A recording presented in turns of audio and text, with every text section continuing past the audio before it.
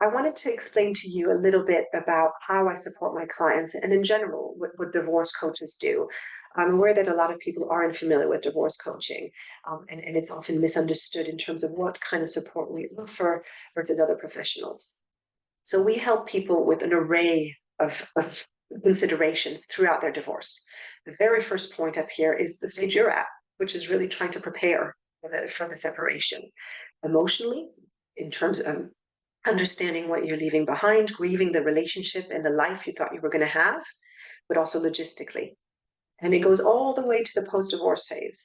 So there's a huge amount of support that happens during the divorce in building those negotiation skills, in preparing proposals for your ex, preparing for meetings. If you're using mediation, or if you're even if you're going to court or just having meetings with lawyers, you're going to want to come to the table with some concrete proposals.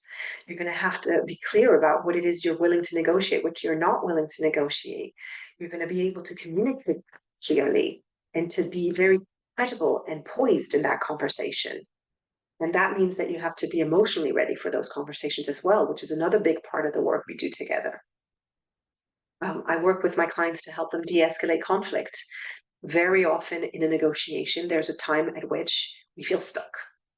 There's Everybody has a different position. How do we bridge that gap? And what happens is that people typically camp on their position. They really dig in their heels, and it's my way or the highway. And in their mind, it's only that the other person's option or their option. And so a lot of the work we would do would be around working through other options.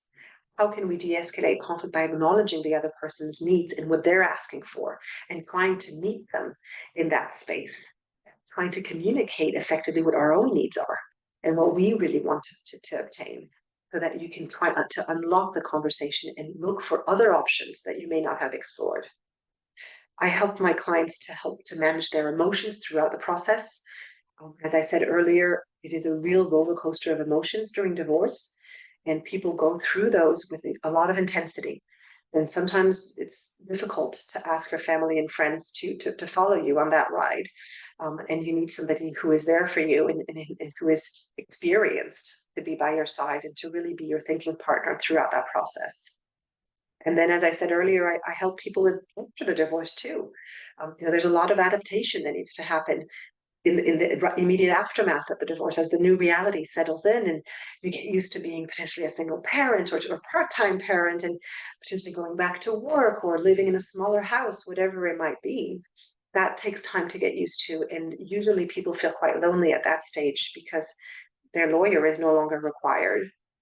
But even their family, their friends, their colleagues are kind of demobilized because in their mind the divorce is done.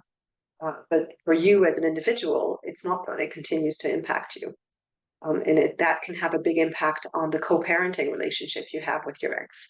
So I do work a lot with couples who have challenges with working effectively after their separation or their divorce, but working effectively to co-parent their children, even if they do have their children's best interest at heart.